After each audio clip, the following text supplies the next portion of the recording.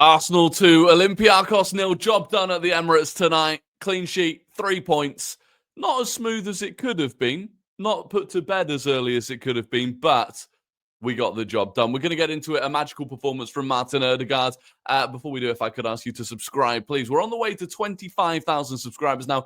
If you could go down below and click the like button and also the hype button in the comments, I would be very grateful for that too. But without further ado, let's get into it. Starting with the starting lineup, plenty of rotation once again. Ben White coming in, Miles Lewis-Skelly coming in, Marino and Odegaard in the midfield, Rice rested, and Trossard and Martinelli off the wings. And that's interesting when you think back to the first Champions League game where both of those two came off the bench to impact it. And then obviously, I mean, again, you look at the bench and the players that came off the bench during the game, absolutely stacked squad. And to a certain extent, we needed it to be. As we got into the game, I mean, we started fantastically. Within the first, minute and a half, Martinelli should be scoring, by the way. Absolutely should be scoring. Really good ball in from Miles Lewis-Skelly, though. And that was what I was happy with. We saw Miles Lewis-Skelly. He's been learning how to cross from those areas. It was a really good ball in. Martinelli should definitely score it. Then we get another big chance.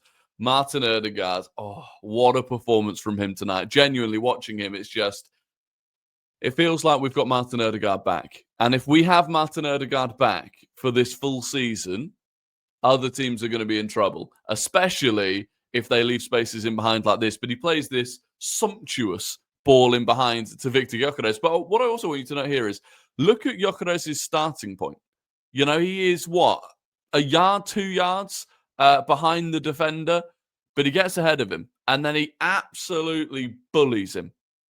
Gets ahead of him, gets the shot off, drills it pretty much through their keeper, and is very unlucky that it doesn't go down as his goal. Now, credit to Martinelli. Martinelli did try and let it go in, and then obviously tapped it in off the post. So he didn't steal it. But yeah, look, that was a really good move. Really, and that is as a combination, Odegaard through ball in behind, Gyökeres finding his pace, which it felt like he's been a little bit slow at the start of the season. Yeah, very, very good. Very happy with that. 1-0 to Arsenal. At this point, you're thinking, we've dominated the game so far. That's the second big chance that we've had. We've put that one away. I kind of felt like we were going to cruise. I'll be honest, I was thinking, how many are we going to score? At what point can we bring on Max Downman? That's what I was thinking. But wasn't to be. Fortunately, David Raya is in goal for us. What a save this was. Kind of came out of nowhere. This chance kind of came out of nowhere. Daniel Podence nips in ahead of Ben White. And it was a bit of a mistake from White. He was caught off guard. I did feel like White tonight was half a yard off the pace. Just a little bit, which is completely to be expected. He has really not played a huge amount of football for us this season. But when you make a mistake like that, knowing that you have a goalkeeper of David Raya's quality behind you, it's so easy to switch off in those positions. When you're a keeper in a game like that where you have virtually nothing to do, but he's not. He's alert to it. And like I said, absolute worldy save to keep it at 1-0, to keep hold of his clean sheet. Another Odegaard. Oh, God, this one was even better. You can't even see Victor Gyökeres on screen at this point. It's beautiful. And then when it does pan to where he is, he's clean through.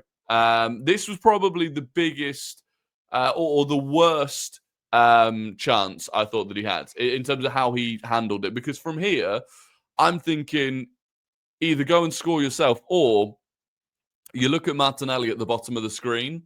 He should probably be finding Martinelli, but he doesn't. He takes it inside, then sort of goes back onto his left. The defender did well, and nothing came of it. Then there was another chance. This chance came from a lovely outside of the football into him from Trossard. And this is what I wanted to see him do with the one before. Cuts back onto his right foot. And when he'd done that, I'm thinking, this is going far corner. But he got a little bit too much on it. Went over high and wide. I was actually sat just behind this, so I had a good view of it. But yeah, another good chance. Look, I'm more happy with the fact that he's getting these chances. I know he is a clinical finisher. He's getting these chances now. In some of the games so far this season, we've struggled to get him into these positions, which we are doing now. So that's the important thing for me, to be honest with you. More missed chances as the game went on. Trossard, I mean, again, you look at this one, it's first time, right? Marino lays it into him. It's first time shot. probably should be scoring. It's one of these. Bench Trossard scores this. Trossard off the bench scores this opportunity, just like the one against Newcastle. He had another couple of opportunities as well. And as long as it was 1-0, there was just that nagging little itch in your brain of, they could go up the other end and score. And they were creating chances here and there. Every time they put a ball into the box, it felt dangerous. They seemed actually really good, genuinely, at putting balls into the box. More missed chances from us. Martin Odegaard, not sure how he's missed this one, to be honest. Not sure he knows how he's missed this one. Brilliant work from Bukayo Saka. Gets to the byline, pulls it back. It's a tap-in. But he goes too central. Keeper saves it. Then he gets a follow-up. Doesn't score that one either. That one blocked, I believe. So, yeah, he'll be fuming with himself for not scoring that. But he redeems it with another absolutely delightful through ball into Bukayo Saka. And, of course, that is our second goal. Lashed in straight through to the keeper again. I mean, their keeper, not very good. Our first goal, Gyökeres smashes it through him. Second goal, Saka smashes it through him. What I really liked, Bukayo Saka drifting out to the left-hand side, right? And throughout the game, this was a theme. More fluidity. More rotation. Odegaard allowed to just drift. You look at some of those through balls that we showed. From this one, he's on the left-hand side of the pitch. Going back, this one, he's on the left-hand side of the pitch. This one, he's on the left-hand side of the pitch. And the angles are so much better because they feed them into the striker, into Saka, whoever it is. So, very happy to see that sort of fluidity. Eze and Saka switching sides. But there was one point before that when Eze plays a ball out to Saka, a switch of play that is absolutely fantastic. And that was it. But like I said, it wasn't all plain sailing. Obviously, they scored that offside goal, which again came from a cross. Luckily, it was offside. A long delay for that, by the way. In the stadium, I'm thinking, because obviously we don't see or anything, I'm thinking, well, if it was a clear offside, the semi-automated offside should have clarified that. So I was beginning to panic, to be honest with you, but I shouldn't have been. And that was it in terms of some of the other performances. Like I said, Raya, fantastic. Ben White, half a yard off the pace. Bring on Jurriën and Timber, locks it down. Saliba fine, Gabriel fine. Seems like that injury is nothing, by the way. Arteta said after the game, basically, he could have played on if he needed to, but this season, we're taking no chances. And I absolutely love that. Christian Mosquera comes on. Happy days. That is exactly how it should be. Miles Lewis-Skelly, great. Really, really impressed with Miles Lewis-Skelly tonight. I saw some stats.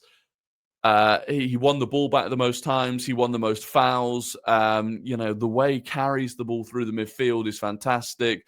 Like I said, he's appears to have improved his crossing ability. Some of those, the passing. It's very, very happy. And this is one of those things with the depth, right? You feel sorry for him. You go, how is this player not getting more minutes this season? But equally, Calafiori was player of the month in August and has had a great start too. It's great. It's absolutely great that they are battling for positions.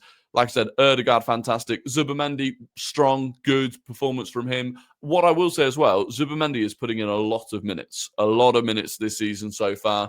The yellow card, a bit frustrating. I will say, both him and Declan Rice got yellows tonight, having got yellows in the first game. If you get 3 yellow cards, you get suspended for a game. Now, the annoying part of that is that doesn't get reset until the semi-finals. Remember, Thomas Partey picked up his 3rd against Real Madrid and then was suspended for the first game against PSG.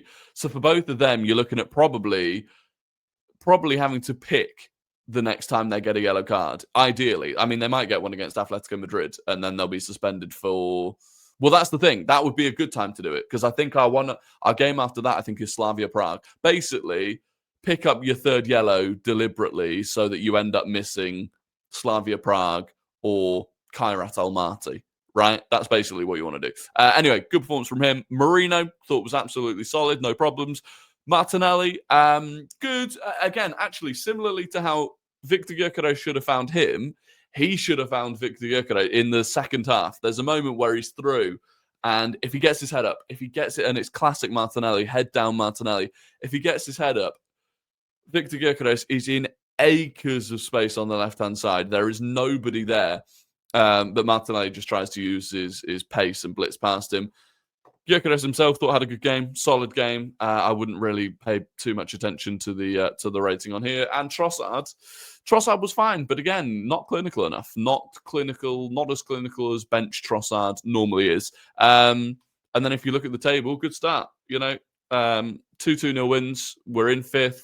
We're one of 6 teams that have so far got the full 6 points. Carabag up there. Go on, the boys. Man City, it's not. Don't underestimate, the difficulty of routine Champions League games. Man City dropped points in the final minutes tonight to Monaco.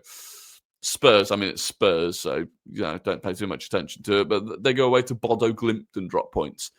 Liverpool go away to Galatasaray and drop points. Galatasaray are not actually that good this season. So yeah, don't underestimate it. And the next one we've got is at home to Atletico Madrid. That will be a tough game, but I'm excited for it. West Ham at the weekend. Again, the rotations we have. By the way, how crazy is it? I was actually just thinking about this. Mikel Arteta, by the way, if you follow me on Twitter, Mikel Arteta might have been reading my tweets. At halftime, I said in my halftime sort of thoughts, I said, if we need to lock the game down, bring on Rice and Timber. Second half, if we can't get that goal, need to lock it down because Ben White's half a yard behind. Bring on Rice and Timber. That's what he does, right? So you need to tighten the game up a bit. We get to bring on Jurriën Timber and Declan Rice. Then as the game got a bit deeper and we were still conceding chances here and there, I tweeted, attack is the best form of defense at this point. Bring on Eze and Saka, kill the game with another goal. That's exactly what he does. Genuinely about 3 minutes later. Then Gabby goes down injured, you bring on Mosquera. But I'm just thinking, you need to tighten the game, you get to bring on Declan Rice and Jurriën Timber. Then you need to go on the attack a little bit, kill the game off, you get to bring on Eze and Saka. Then your centre-back goes down injured, you get to bring on Mosquera. That level of depth is obscene. I feel greedy. And then you factor in the players that didn't play a part at all tonight. Calafiori, Hincapié, Madueke, Kai Havertz, Christian Norgard. It's unbelievable. I've probably missed some names off there as well. Absolutely bonkers, but very happy with it.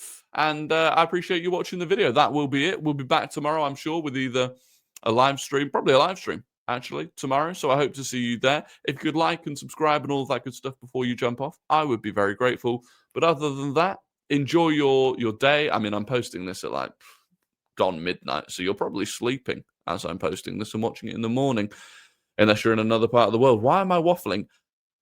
I'll catch you all on the next one. Until then, goodbye.